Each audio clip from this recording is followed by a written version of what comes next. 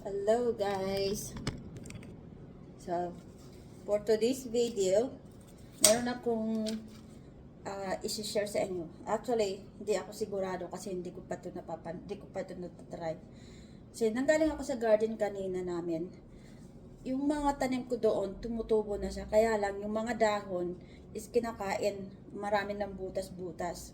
So, natatakot ako baka mamatay yung mga tanim ko doon. Kasi yung cucumber ko, ang daming mga butas-butas na yung dahon kasi nga kinakain ng slug daw. Hindi ko alam kung anong insect din apart from slug. So, may napanood ako sa video, sabing ganun is, to get rid of that is mag-ano lang daw ng chili, super spicy. Hindi ko alam kung super spicy nga talaga to.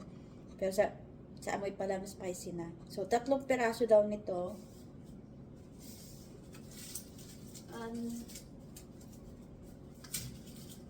At 5 piraso daw nitong garlic. So, tatry natin, yun. Tatry ko nga kung mag-work siya. So, kailangan daw isok daw yung itong chili. Yeah, chili and garlic overnight. Ayan, tumutubo na. Ko yan, tatanim ko yan doon. Para dagdag na rin doon sa amin. Kasi may garlic na ako doon na tinanim. Kasi tatanim ko ulit yan. Tatanim ko yan doon. Tumutubo eh. Ayan. Sayang. Tatapon lang. Ayan. Tumutubo. So, 5 nito. So, chop ko lang to. Tapos lalagay ko dito. I-blend ko dito.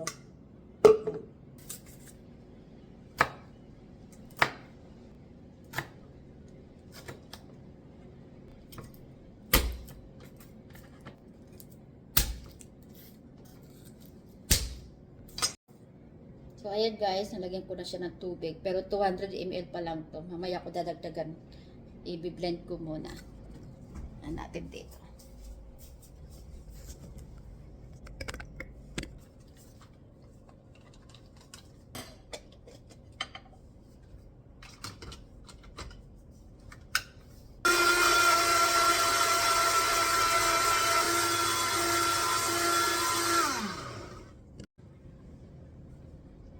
So, ayan guys, tapos ko na i-blend.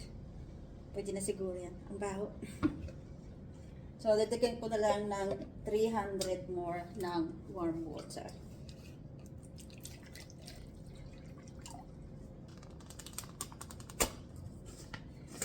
Ang baho eh.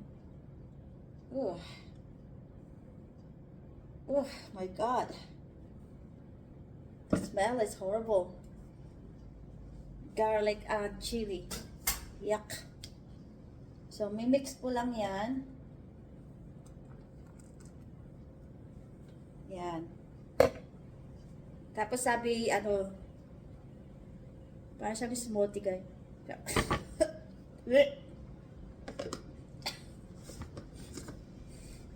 Ang baho. So, kailangan daw leave it overnight. So, tama-tama tomorrow, babalik ako doon dahil nga naghahanap ako ng solution. Pero kung may suggestion kayo guys, let me know. Ayoko ng chemical, ayoko yung bibili ako ng chemical to spray yung vegetable ko kasi gusto ko yung as much as possible is chemical free siya. So, kaya ako nagawa nitong DIY para sana mag-work siya. Para yun na nga, i-spray ko doon lagi. Kasi kawawa yung mga halaman ko doon. Namamatay na. So, yun lang. Kung meron kayong suggestion, please comment below.